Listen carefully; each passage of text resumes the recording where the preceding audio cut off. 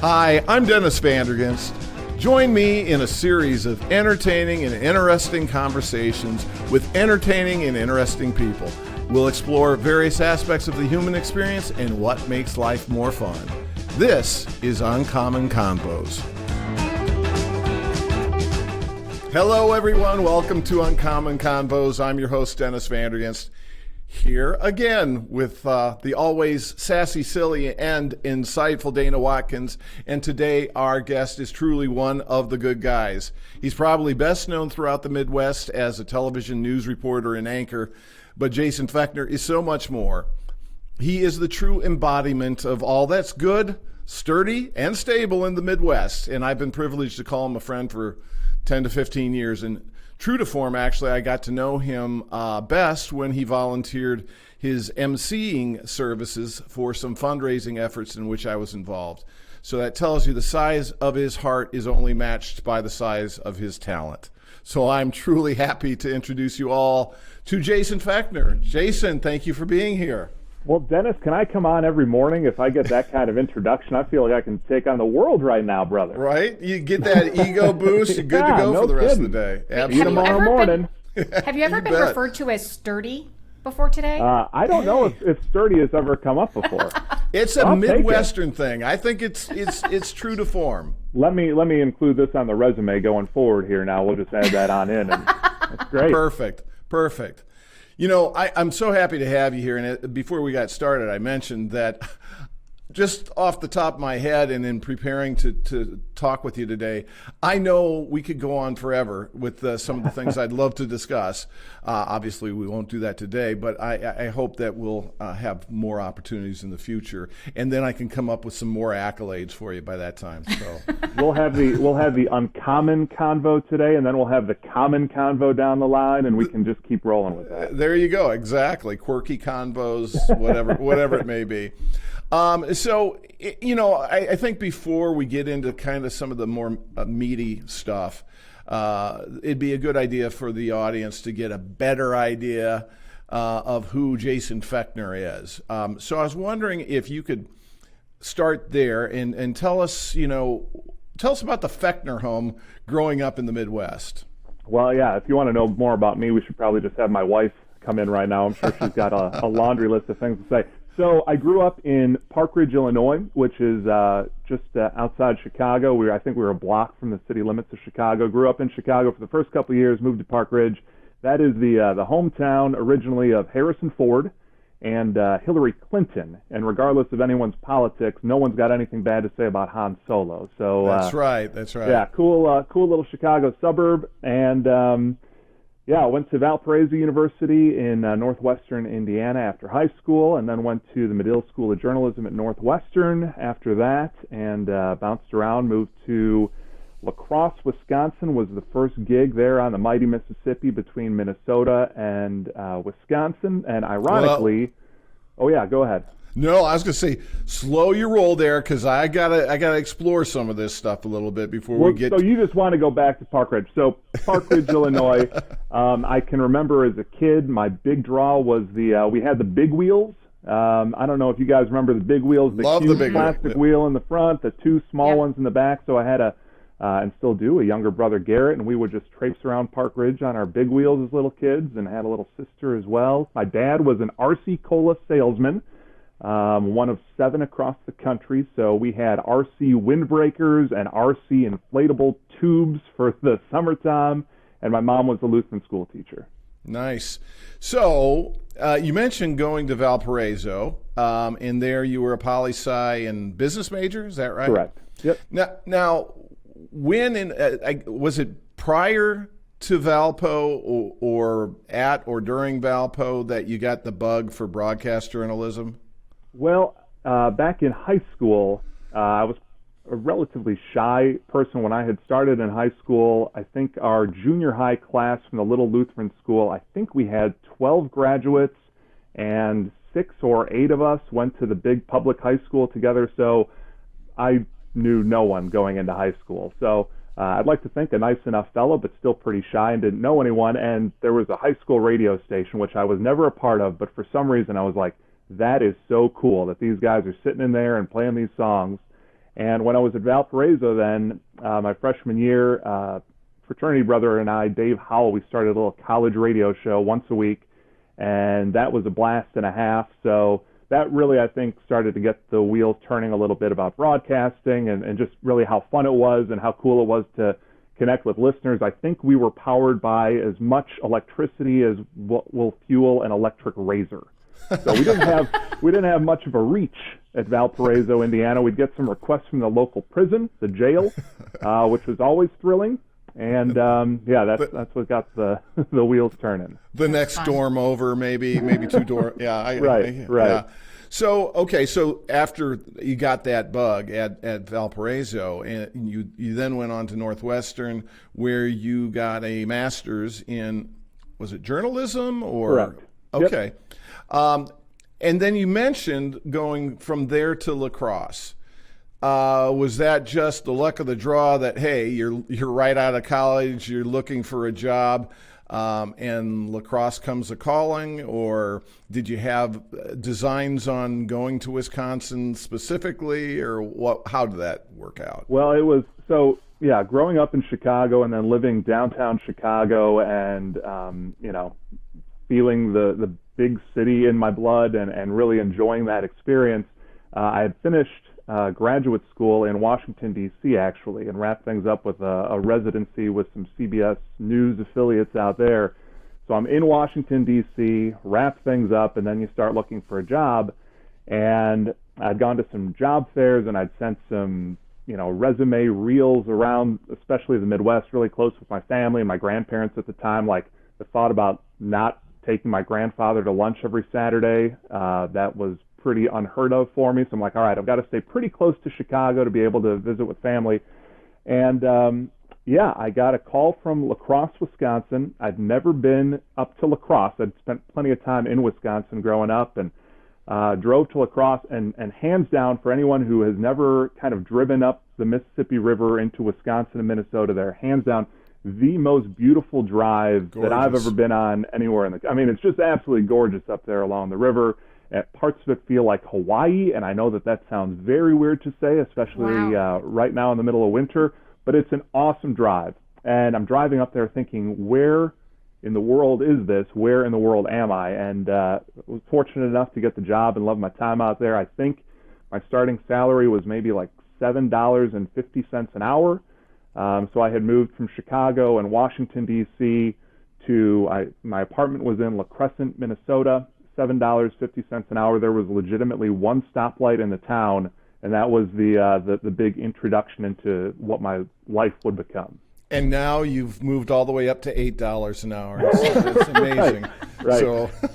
So you're there for, I think, around a year, looking at your resume, and you get an opportunity at a bit of a larger market, the Quad Cities, and you come, I guess they come calling and you follow, and let me get this straight. Were you simply reporting in La Crosse, or were you doing anchor work as well? I was primarily the weekend reporter up there, which meant that on like a Saturday or Sunday, I would basically run around with a phenomenal photographer, Michelle, who's now out in Seattle, and we would run to about 10 stories on a Saturday or Sunday and turn all these little stories, and that was it for the whole weekend crew. So when I'd gotten a call from the Quad Cities, which was exciting and a little bit closer to home, I remember driving south into Iowa there, and I remember changing into my suit on the side of the road north of Davenport on a little access road, so I would be ready for the interview, and I just thought that was an entertaining start to what would be my time in the Quad Cities, standing out in the cornfield and changing into the suit, and all right, let's rock and roll and try to get this job and go from there.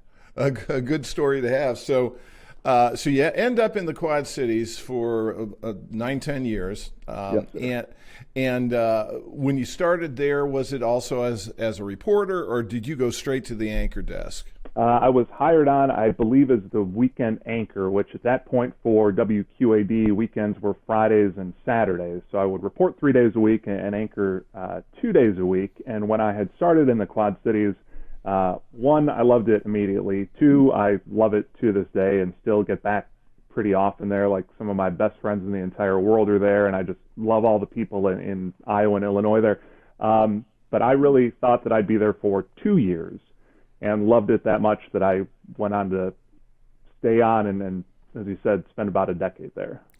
And of course, I came to know you in the Quad Cities market as not only everyone's favorite anchor in the market, but also as well. You know, I'm being honest as well. But you were also known as someone who was incredibly involved in charitable and community events, and of course, that's how I really got to know you. Now, what I am curious about, and I think I know the answer, but I don't want to presume anything. So is that something that is encouraged or even mandated by the stations, or is that a personal thing or a little bit of both? How does that work? Well, I think television stations as a whole like having, especially the people who are on air, being out there in the community. And I was just super fortunate, especially there, to meet so many great people and then have them reach out and say, hey, would you come and volunteer for this? Would you MC this event? Would you possibly? And I loved all of it, from ballet Quad Cities to I MC'd the Miss Iowa pageant, I think 3 or 4 times, and I knew nothing about Miss Iowa, let alone pageants. But they were always these opportunities, I thought, to one, meet some great people, and two, learn about an organization or event that I had absolutely no idea about, and it was a blast and a half. And that seems to be something that you've continued to do after leaving the Quad Cities. Is that fair to say? Yeah, I think that's one of the great things that you might not think about for someone who's getting into broadcasting and journalism and TV, and there's a lot that comes with it.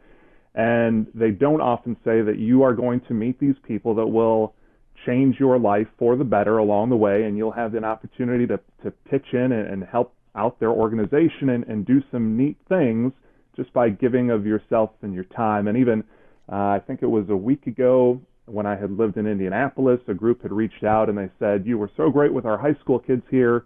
Could you zoom in and give a presentation about public speaking to these high school kids outside of Indiana? And yeah, absolutely. That's, what a great way to spend an hour in the morning. Yeah, and so out of all these opportunities that you've obviously come across, is there any charity or community event or organization that's nearer and dearer to your heart than others? Something that stands out?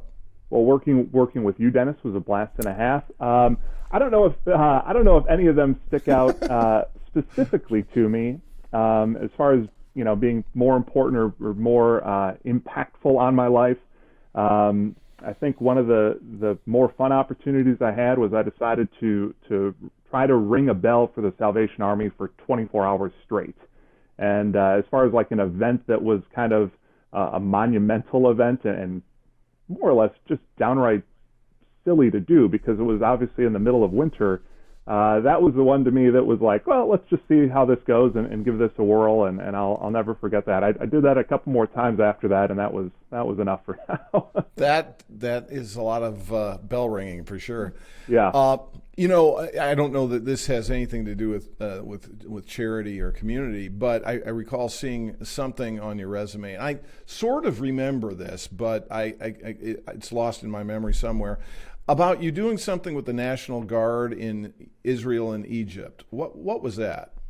So that was a National Guard unit that was based, I believe, out of Milan, Illinois, and they had deployed to the border of Israel and Egypt, to the Saudi Peninsula or Egyptian Peninsula, Sharm el-Sheikh. And we had an opportunity with the National Guard, a photographer who was one of my groomsmen and is still one of my best friends, Scott Weiss, who is still there at WQAD. We had an opportunity to fly across the world and visit with those troops there in Egypt. And neither one of us had ever done anything like that before, but it was a phenomenal opportunity. I think we were there for about a week or 9 days or so.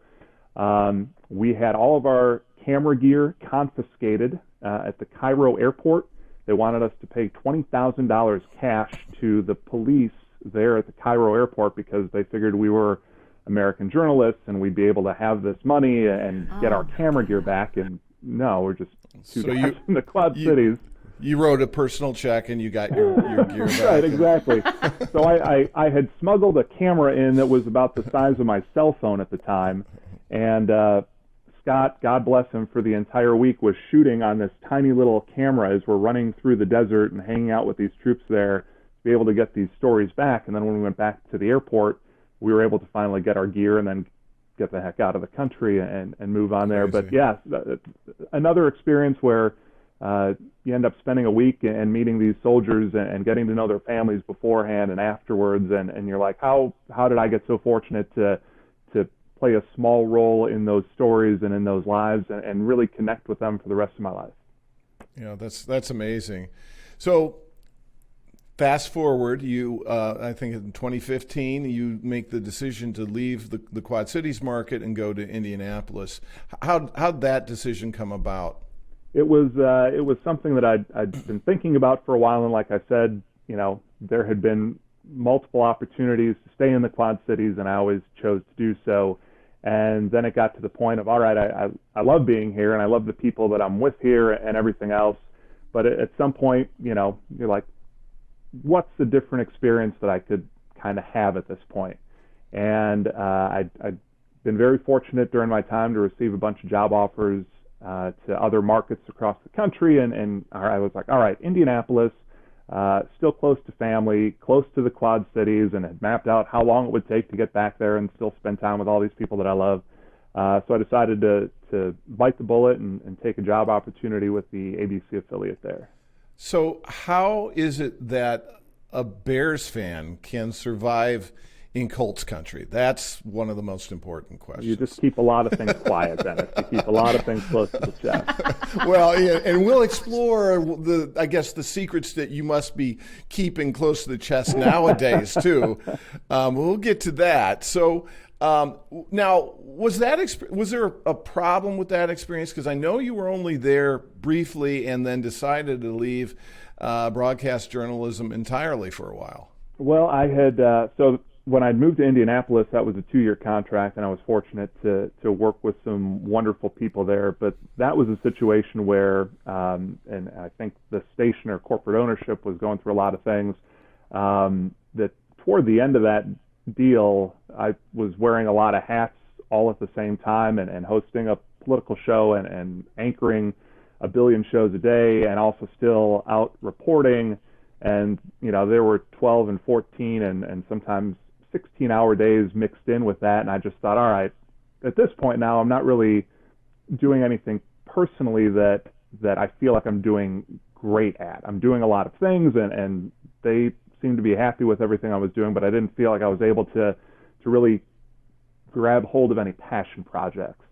And a good friend of mine and husband of a coworker there, he was working for IU Health, which is the main hospital system in the state of Indiana. They also have Riley Children's Hospital there in downtown Indianapolis. And we were sitting having a beer together, and he said, I've got a crazy idea. Would you ever think about leaving TV to come and primarily work at the Children's Hospital with us? And they were partners with Andrew Luck and the Colts. And he said, we could really use someone to help share these stories from the Children's Hospital and get these out there and, not just through Indiana, but across the rest of the country. And, working with the Today Show and Good Morning America and really shine a big spotlight on a lot of the incredible work that they're doing there. And right at that moment, I thought, well, I never thought about doing this in my life.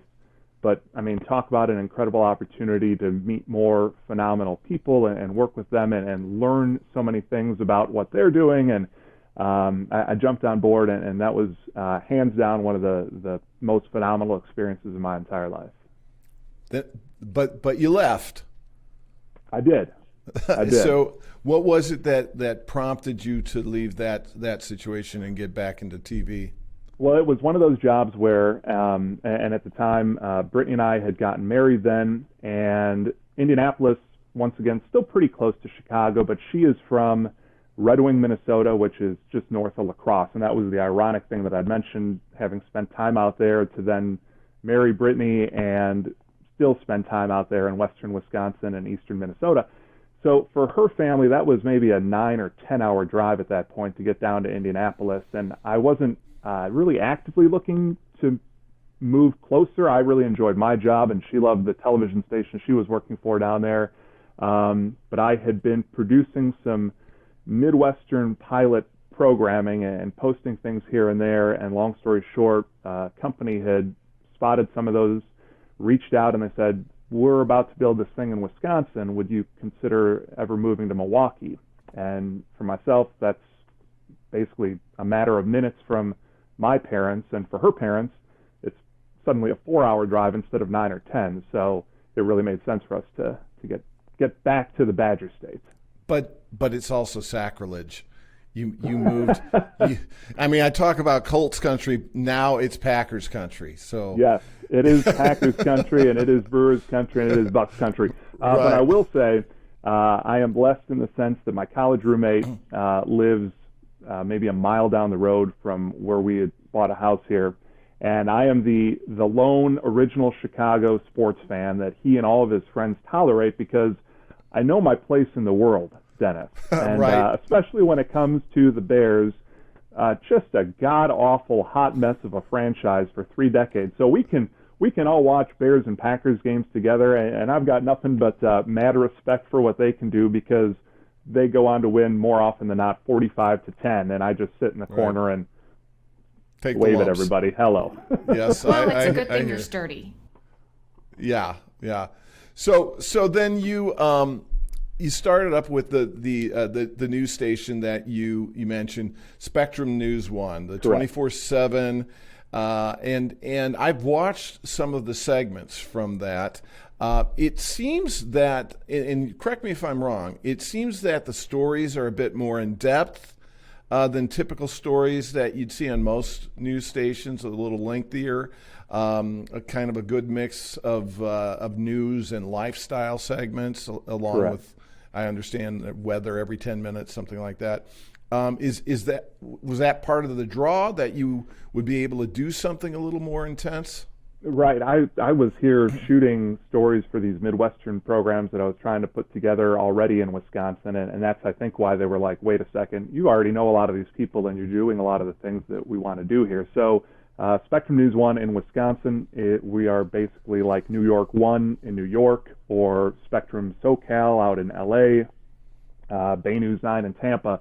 For those in the Quad Cities, if you got Mediacom cable, imagine if on Channel 1 it was a 24/7 local and regional news, weather, and sports network. That's what Spectrum News 1 is here in Wisconsin. So anywhere in Wisconsin, anyone who has Spectrum cable, and it's the entire state, we are there 24 hours a day, 7 days a week. For me, I'm on, I think, from 5 p.m. Monday through Friday until 5 or 6 in the morning, Monday through Friday as well. So it's a long stretch.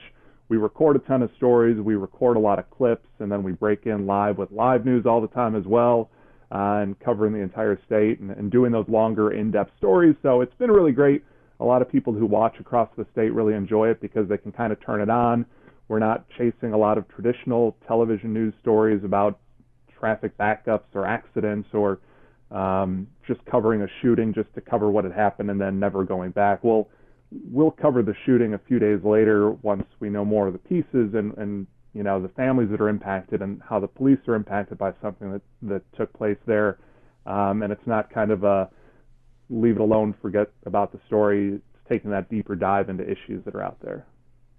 You know, and I definitely want to circle back and talk more about news and its intersection with society nowadays. But you touched on the fact that they had reached out to you because of some of the, I'll just call them lifestyle type pieces that you had been doing.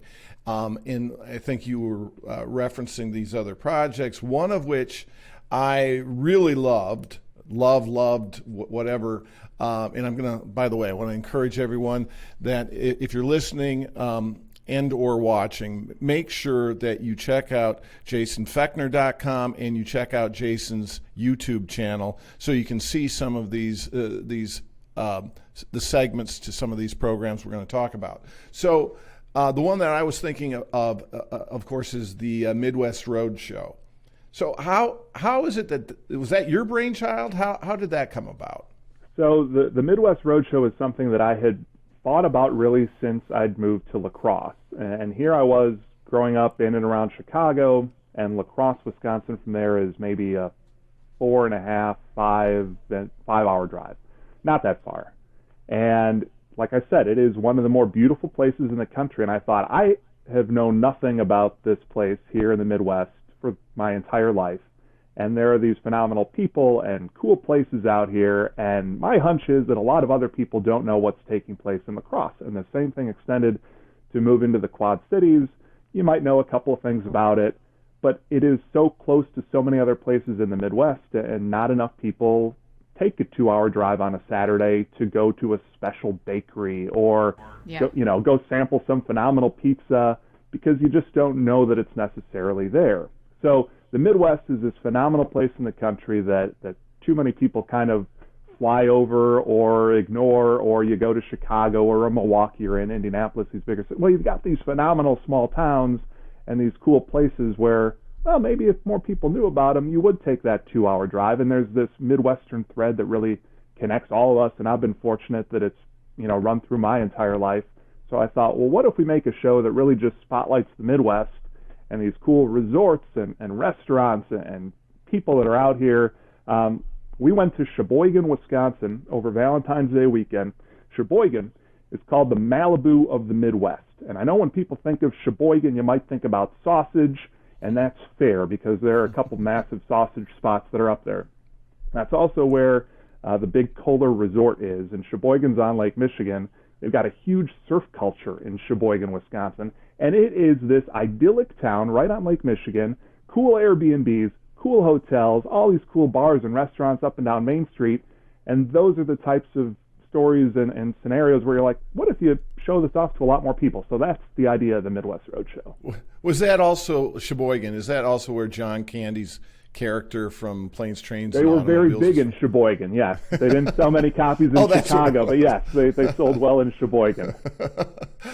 So what's become of the Midwest Roadshow? Is that something you're still filming? Is it being shopped around still? What's happening right now? Before taking this job with Spectrum here in Wisconsin, there was a syndication company that had kind of picked up an option on the show, and they were going to syndicate it across the Midwest to different affiliates. So that's temporarily on hold right now, but I've talked with folks at Spectrum, and we've explored some ideas about doing similar things or doing something like it while I'm up here. So the nice thing for me is a lot of those stories and spotlight segments are things that I'm able to do here in Wisconsin with Spectrum now and get those out there. So we'll see what happens down the road. In watching several of the episodes, it struck me that, there are some shows on the air that have a similar feel where you're interviewing, average Americans who might, dirty jobs, for instance, sure, or whatever it may be. But what is really impactful is you. Yeah, you're in every episode. You're the consistent thing that you see from show to show that I think would prompt people to tune in. A nicer version of some of those hosts that you see on some of the other shows. So I hope that does lead to something else. But whether it does or it doesn't, I know you had some other projects that were listed on your website that I was interested in hearing more about. I know Dana was curious about some of the projects too. Dana, I'll let you ask about the one that I know you were curious about before I hit some of these others. Yeah, thank you. So, first, I want to know when we can expect to see the pilot of making your parents' home 100% smart. That is brilliant. I can't stop thinking about it. Yeah, I am very fortunate in my life to have my parents both still alive and with me. My mom had survived breast cancer, and she's got some other health things down the road here, but she's going to be fine. So they are still both a big part of my life. And yes, I had floated the idea of how great would it be to make their entire home a smart home and all voice activated and Wi-Fi connected, and just especially my dad, watch him just fumble through life as it is in that house. I'd like to see it where you do something like that and you don't tell them and see if they even notice that. Right. I will enjoy, they have a smart TV in their living room now. So on occasion when we're back home with them, I'll throw something from my phone, cast it up to the TV, and, you watch this YouTube video or watch this clip. And the fear and panic that comes over my dad as he is so concerned that I will not somehow get cable TV back on that television. It happens every single time. That's fantastic. Super funny. So the production studio that you have going on, where are you with that? Well, you're kind of in it. This is the whiskey room in the new house that Brittany and I have been renovating here, and part of the deal about buying this house was there was this room, which I'm in, wrapped in Wisconsin wood paneling. It's got a wet bar, and then it had this closet back here that was just full of stuff. So I ripped all that out and put a sound studio in there, and basically I'm able to, if need be, if something flared up with the pandemic or whatever else, I can basically broadcast live from home and route into our studio, and we set up the capability with Spectrum to be able to do that. So, a lot of this stuff is fly by the seat of my pants, and especially with some of that Midwest Roadshow stuff, that is all things, those are all things rather that I shoot myself with multiple little cameras and 360 cameras and drones.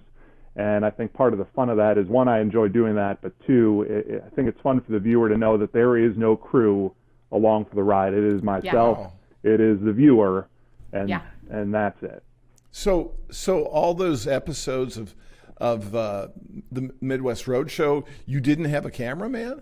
No, I think there were a couple times where I had someone hold a camera, but for the most part, it's really cool. There's a 360 camera that can extend on this long stick, and magically, I don't know how, but it is able to digitally erase the stick that it is on. Wow. So That's you impressive. can then roll through life shooting in 360 degrees and capturing everything, and then after the fact come back and edit, I want this shot this way and this shot this way, and to the traditional viewer, they have no idea that I'm actually holding an invisible stick and the camera out, 10 feet into the air.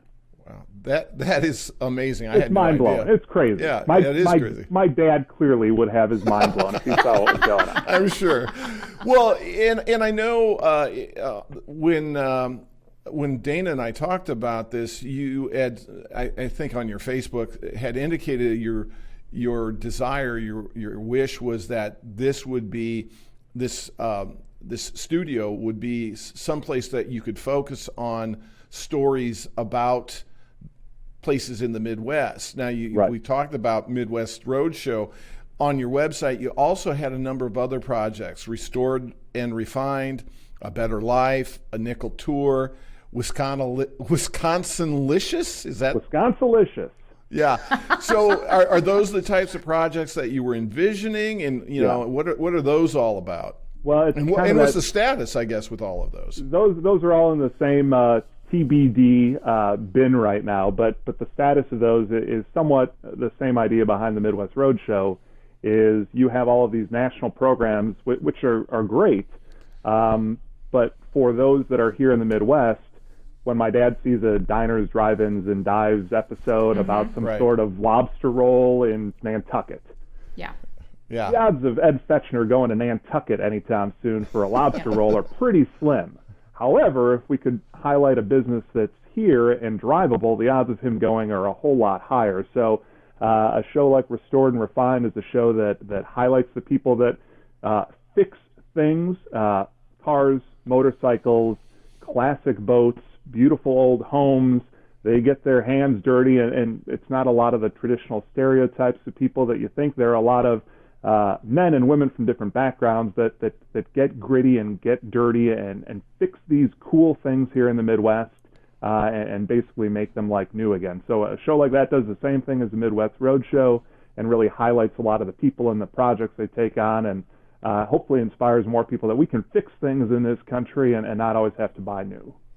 And I'm glad you said that, because I want to get serious for a bit here. This isn't a show about politics, but as the title suggests, we like to have these uncommon conversations and discussions with people like yourself that many of us don't have access to on a daily basis to get your expert insight. So, being a broadcast journalist and a news anchor and a former poli-sci grad from Northwestern, I'm assuming you have opinions about what we've seen in the news cycle recently and frankly for several years now. So to start with, as a mainstream news person, how did you feel about hearing the former president constantly referring to mainstream media coverage as fake news? Well, it wasn't always fun for me, especially when I was in Indianapolis. I covered then candidate Donald Trump as he was trying to win Indiana. So I was at a number of the campaign rallies there where candidate Trump would then have everyone turn around and basically boo the media that was on hand. Now, along those lines too, I don't take it personally, because for both Republicans and Democrats, there are goals to the things that they say and that they do. And, to the president's credit, one of his big goals was to build some distrust in more mainstream media outlets that are out there. And he wasn't taking a shot at me personally, but really MSNBC and Morning Joe and CNN. And so I think not just for myself, but for just Americans in general, everyone is so quick to weigh in and express an opinion. And I don't think a lot of mainstream traditional Americans have that ability anymore to take a step back and kind of see how the game is being played and how politicians on both sides of the aisle are using certain issues and statements to pit people against each other, and taking a lot of time and doing a lot of research and study and being a little reflective about that gives you a kind of a bigger scope to see what's taking place in American politics now. Well, and I think you're right, and you're hitting the nail on the head that most people aren't really stepping back and don't necessarily understand that these types of allegations are largely political in nature to get some leverage, some political leverage. But how damaging, if at all, would you say that has been, either temporarily or even on a permanent in a permanent way, in impacting the credibility of mainstream news? And by the way, do you think that there's any fairness in calling out mainstream news in that or a similar fashion? Well, I think, I can't remember who had coined the phrase, and my apologies for that, but someone had said, if you go in search of bias, you are going to find it. And I think that that's somewhat true, not just with traditional broadcast outlets, but social media posts and everything else. If you are convinced that someone is biased or that something is biased and you then delve into it, I'm sure you can find something that would support that argument. One of the things that I often come back to when I'm speaking to retirees or high school classes about politics, especially social media, is the goal of politics is to try to get as many people on your side of a politician or an issue as possible. And not often enough, especially on social media, people will post something that they feel very passionate about, but they won't ever do it in a way that is designed to try to sway someone's opinion about an issue or a politician. It's almost like a pastor to a certain degree. Like, I've had some wonderful Lutheran pastors in my life. They are not going to be aggressively accusatory towards people to try to get them into the Lutheran faith. So I think people on social media should take that same tact as, if you feel strongly about something, there's a right way to reach out to others and to talk with others. And I think a big problem in our society is everyone just argues all the time, especially on social media, and they go back and forth. And someone's opinion might be 1,000% factual and correct, but it's the tone more often than not that does not get anyone toward that middle or towards having some more in-depth conversations. Yeah. And speaking of that tone and speaking of social media, how do you think the allegations of, the problems with mainstream media, how do you think that's impacted the fringe and fanatical conspiracies that have arisen on various social media platforms? Well, it's clear that on either side of the aisle, people watch what they watch and they read what they read, and I think it's without having any empirical data behind it, I think it's fair to say that more and more people read less and less on a different side of the political spectrum, and everyone's kind of happy being where they are and firmly planting their flag. And because they posted it on social media, the public knows about it, and to a certain degree too, that then makes you like a fan of a team and defensive about your team, and it doesn't leave a lot of open opinions out there. What I think will happen down the road is, there needs to be, especially politicians, both Republican and Democrat, those who genuinely try to reach across the aisle, because it's that middle ground, that bipartisan space where legislation is actually passed. Just Right. because you are a Democrat does not mean you just represent the Democrats in your congressional district, vice versa for Republicans there. So I'll look forward to seeing whether there are politicians that step forward that really work to bridge that divide and work in a bipartisan manner. And you think back to the 70s and 80s, there were some, dogged, dragged out political battles that took place, but there seemed to be a little bit more mutual respect between Democrats and Republicans there, especially on Capitol Hill. So hopefully, somehow, and I don't have the answer here in Whiskey Room, Wisconsin, about how that takes place, but I'm hopeful that's where we end up someday down the road. Yeah, I agree. I'm concerned that you mentioned this kind of. I like the analogy of jumping on a team and not backing down. Go QAnon, go Antifa, whatever side of the spectrum you're on, and you see that folks don't back down even when faced with what might be real scrutiny about the foundation of their belief system.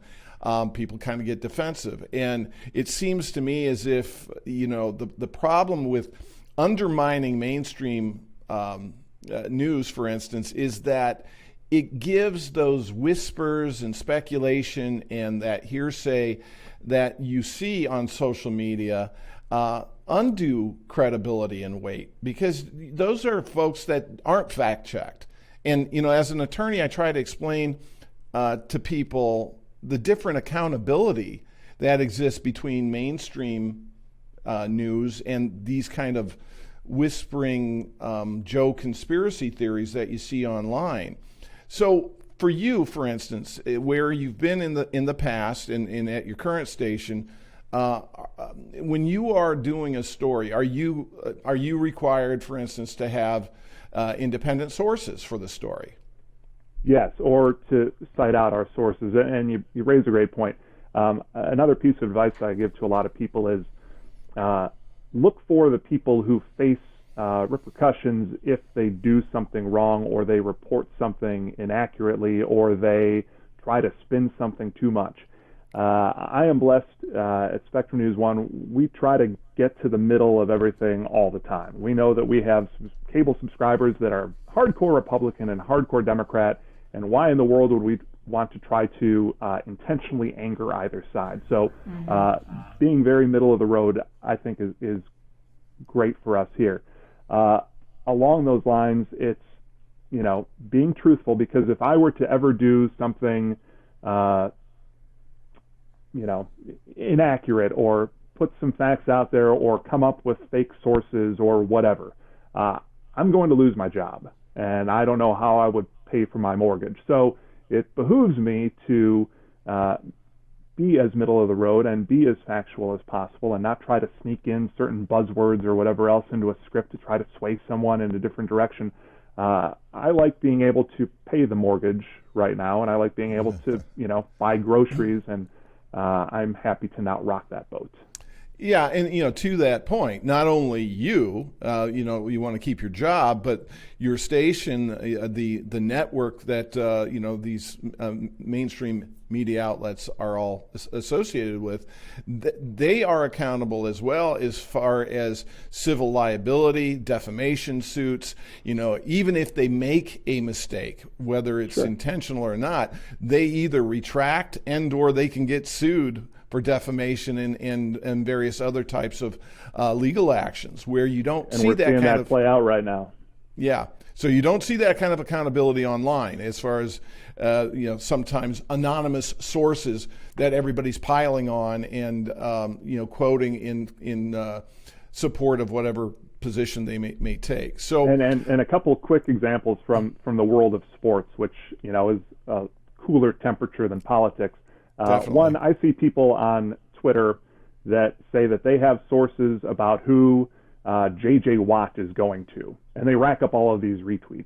Well, they have no idea what's going on. But it doesn't matter to them because they're able to get a lot of retweets and follows on social media, so it benefits them that way. Do they face any consequences for when J.J. Watt does not go to the Packers or to a team that they claim they know that they're going? No, not at all. So that's one of the things. And the other sports analogy I'll make to you is, let's hypothetically say that I'm watching the Brewers take on the Royals here at Miller Park, and I'm way out in the outfield in the cheap seats, journalists, that's where we typically end up. And as I'm watching the game, it's a called third strike, and I'm booing the umpire from a million feet away about it because how dare they call the guy out. I am 350 feet away from the action, but because you're a fan, you are automatically triggered to, boo and support your own team and whatever else, when in reality, I have no idea whether or not that was an actual strike across home plate. I can't see it, but it doesn't stop anyone from immediately jumping on board and cheering or booing, whatever. So I think a lot of that goes on in politics too. Yeah, and I want to ask you this, and I'm going to kind of couch it with some explanation. I want to ask you what you feel that the role of a news reporter should be, and I think you've touched on that. But every day I watch and read news from the far right, the far left, in between. I check out the BBC to get a sense of what the outside world is thinking of our country and what's been going on. And outside of the BBC and local reporting, frankly, and a few straight news reports, it seems that there's a lot of op-ed journalism going on. And what I mean by that is the reporting is really focused on giving a political opinion on national and world events rather than straight reporting. And, this is, obviously sources like Fox and CNN, MSNBC. What's your thoughts on the value of that type of reporting versus straight reporting? Well, to that end, I would recommend this to anyone listening or watching this, is as you're watching various cable news outlets or reading different websites, I think that there is a stark difference between a journalist whose job hinges on being factual and truthful, and so many contributors or pundits that are often on TV. Now, often they're brought on because they can, weigh in and have an opinion one way or the other, and people who aren't really paying attention. And the networks often do a terrible job of this, of highlighting who is a reporter and who is someone who is a paid contributor on the network. Or a primary source. All the time. The time. So I wish that networks as a whole, we're fortunate with Spectrum, we only have reporters who are on and they will tell you the facts about a story, and then we move on to the next story. We don't have panels of guests that we bring on whose opinions we already know ahead of time and we know things they're going to say and whatever else. It's very factually based journalism, which I think is the only big J journalism to have. So I think it would very much benefit the American public if a lot of these networks were very clear about who people are and what they're doing on their network and what their role is there.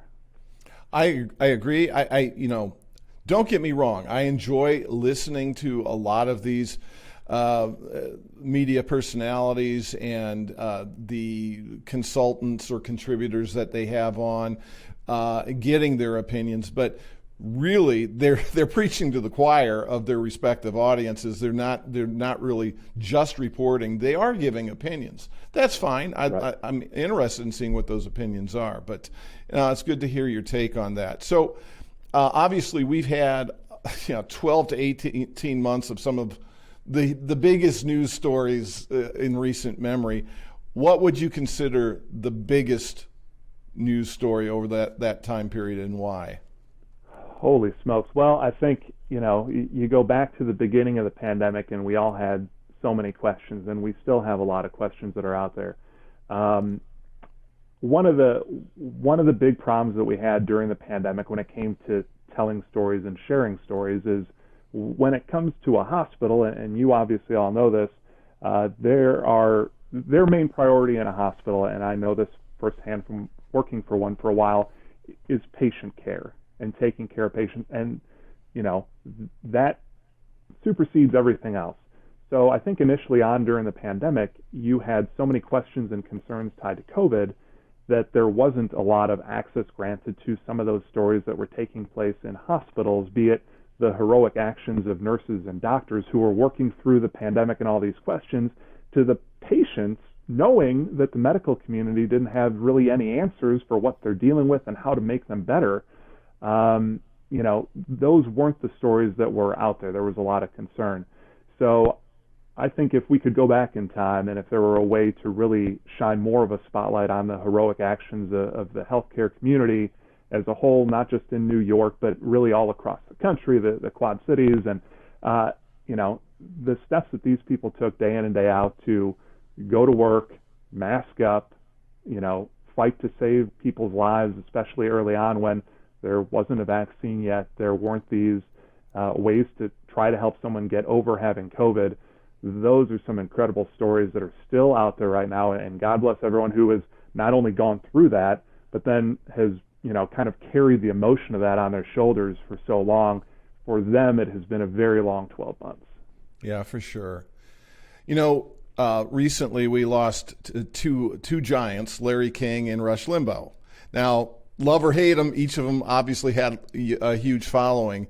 What are your thoughts about those two, and who are your journalistic heroes? Journalistic heroes. Well, that's a good. I'll start with the view on the others, and I'll set it up this way. One of the things about Larry King and Rush Limbaugh, like you said, love them, hate them, however you feel about them, their rise to prominence came during a different time in the media, as far as it not being so segmented or broken apart. Their viewership, their listenership was through the roof, and we will never again get back to that place here in America. We spend so much time on social media and in politics, about what was on Fox News or, Cuomo on CNN or whatever else.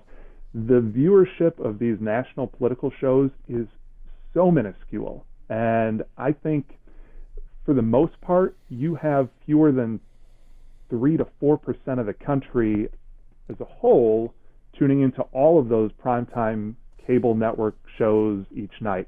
It is so small. And even the number of people on Twitter, especially the number of people on Twitter talking about politics, is such a small percentage of the country. And when you combine those numbers with what, Rush and Larry King had back in the day, I mean, it is a world of difference between them. So regardless of your thoughts about what they had to say, they came to prominence in a different day of a more built-up media structure, and right now it is in multiple puzzle pieces across the spectrum. For sure. And what about your journalistic heroes? Journalistic heroes, I think I go back to a lot of people that I grew up watching, in Chicago, because I can remember sitting with my parents or with my grandparents who were immigrants, and they would watch the local news all the time because they trusted these people that were out in the streets of Chicago, and it, to the same degree, it was a different time where a reporter would go out, tell a factual story, and call it a day. And I think, when I think back to, even some of the feature reporters like a Harry Porterfield was so incredible, and a Chuck Gowdy, and a lot of those people back in Chicago, it was just a different type of journalism and a different type of pacing and a different type of viewer, and those were the days, as they say. Well, I think that it's funny you say that. I think the trust issue is certainly something you can reflect back on with those were the days type of reporting, the Walter Cronkites, on a national level, things like that. You being the guy who, is so liked and so knowledgeable in politics. Have you ever thought of running for office?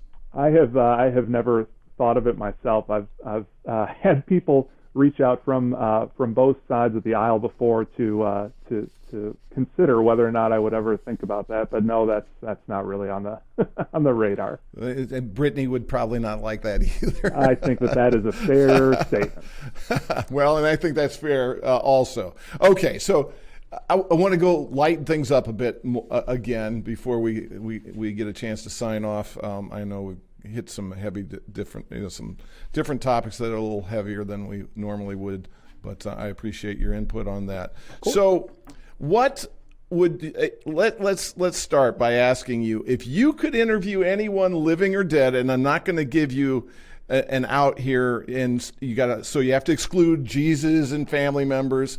Who would that be?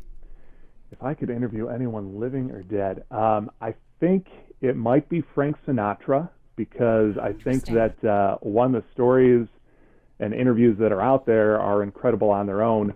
But I will guarantee, especially if Frank Sinatra were forthcoming, some of the stories that aren't known about Frank Sinatra and some of his friends and associates, I'll bet that there are some incredible stories to be shared back in the day. So I think probably sure. Frank Sinatra. Well, who is the greatest interview that you have had? Oh. And by that, I don't mean like the most celebrated person that you've interviewed or the most thrilling, but I'm going to ask you that as well. But the one that you really got the most out of. The best interview that I ever had. I'll think about that. I'll come back to it before we wrap this up. Okay. So how about then the most celebrated or the most thrilling interview you ever conducted? Well, a lot of the most thrilling interviews have been with politicians or people running for president, and I won't share his name because it was a private conversation that took place after the interview. But there was once a politician who is currently a United States senator who very early on in his candidacy, I don't believe had ever run for office before, and I might have been his first televised interview.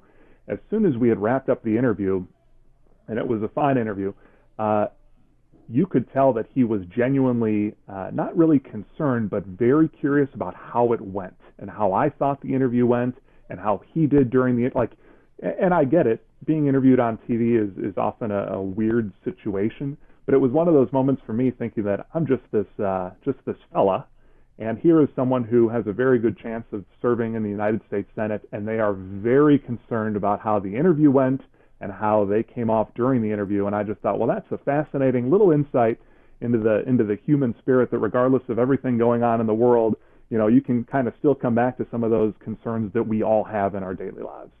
Well, speaking of which, how does it feel to you to be the interviewee rather than the interviewer? It's kind of nice. I didn't have to prepare anything here today. I just had to take a shower and show up with a coffee. I could get used to this. You didn't even have to take a shower. Yeah, right. Oh, Brittany had asked before she had left. She said, "Why are you showering so early?" I was like, "Well, I'm hanging out with Dennis during this podcast." And she goes, "So why are you showering?" I was like, "I think there's a video thing going on. I better clean myself up." At least we can't smell each other, so that's a good thing. So, right.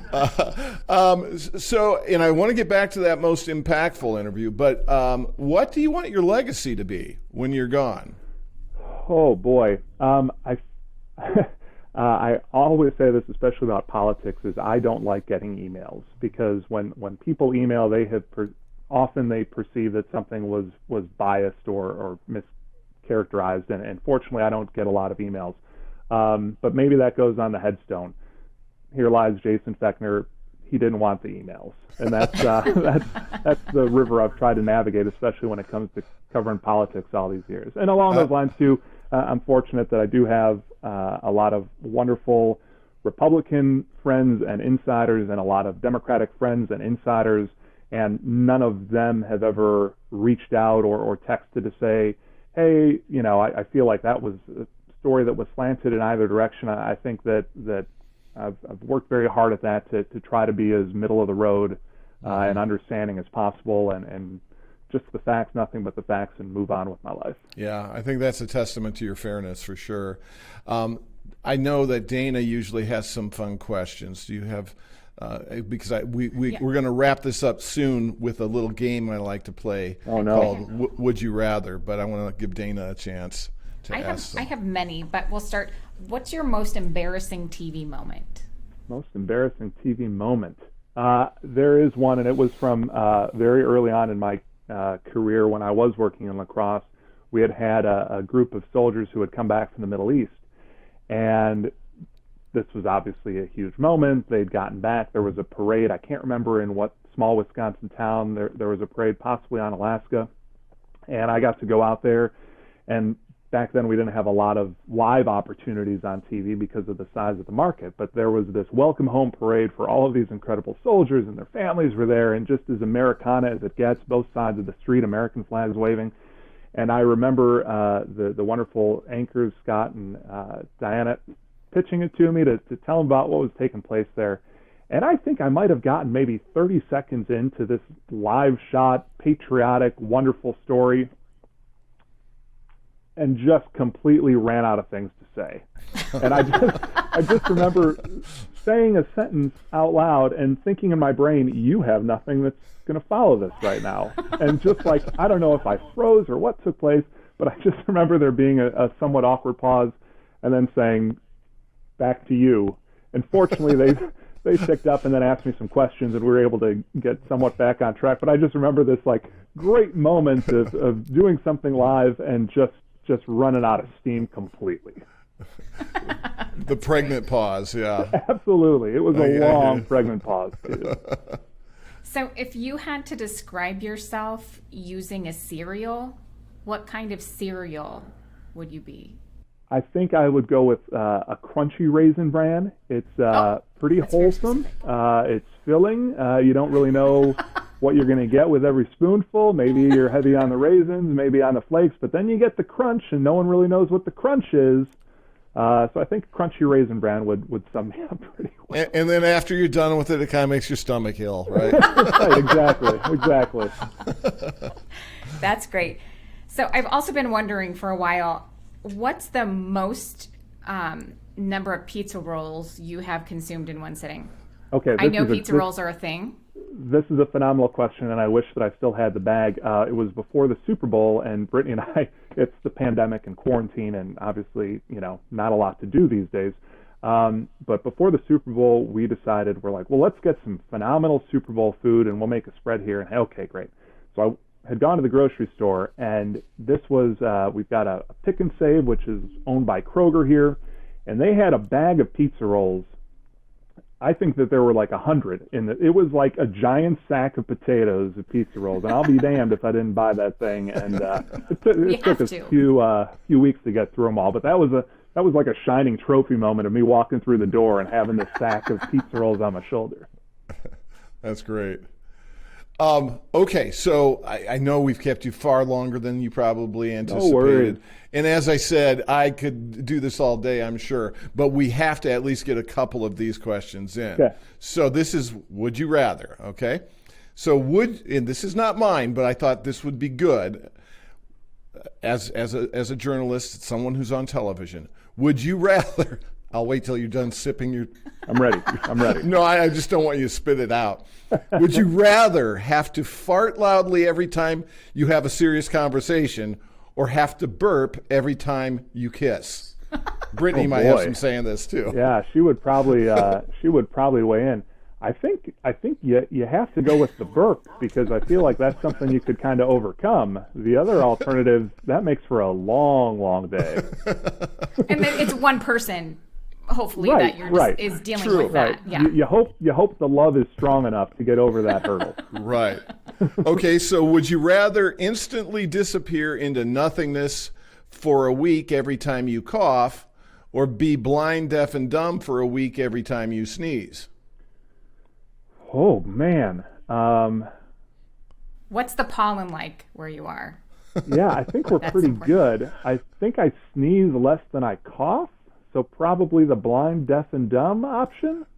Okay. But at the same time, having not really done much over the last year with the pandemic, the disappearing thing sounds kind of nifty as well. Right? That's true. Who knows where That's you true. show up? That's right. So would you rather be forced to wear a clown outfit anytime you go to church or wear boxer briefs anytime you go to a funeral? Let's go with the boxer briefs funeral option, because those are, knock on wood, far fewer than the church visits. Okay, last one. Would you rather have whatever you're thinking appear above your head like a thought bubble, or have everyone, for everyone to see, or have absolutely everything you do live streamed for anyone to see? Well, I already feel like I'm pretty close on the having everything I do already live streamed with social media and everything we've got going on and being on TV for a billion hours a day. The thought bubble one, though, I will take that option, because I feel like, especially with my wife, I don't hide thoughts or emotions overly well. Like, I'm a pretty steady as she goes fella, but I will express what I am thinking on my face in a heartbeat. So I feel like that is already put out into the stratosphere about what I am thinking all the time. Dana, do you have any other thought-provoking questions you'd like to ask? I think that's it. I mean, I am curious to know how we can incorporate Bill Murray into the Midwestern shows. Well, He's got roots. Real quick, Dana, because I know you guys are ready to cut me off. I think that would be a blast and a half, too, to have a whole series of Midwest road shows where you just sit down with Midwestern celebrities who are either here in the Midwest or who have gone on to superstardom to talk about being from the Midwest, because there are a lot of famous people who are out there, and no one really knows that they are from Iowa or Illinois or Wisconsin or Michigan, and I think that would be a cool thing. I feel like we need to brainstorm that, and I will pay to be involved. Yeah. You got it. Dana is convinced that Bill Murray is her best friend that she's never met. So. He is. He is my best I friend. think you told me that once, actually, so you're in good shape. Probably. All right. Last thing, Jason. What's on the horizon for you this year? What are you hoping to accomplish? What's next? Well, Lord willing, we can all put this pandemic behind us and get back to brighter days. Here in Wisconsin right now, it's supposed to be over 40 degrees again today. It feels phenomenal out there. It might as well be 75. I would wear shorts and run around. So I look forward to doing that.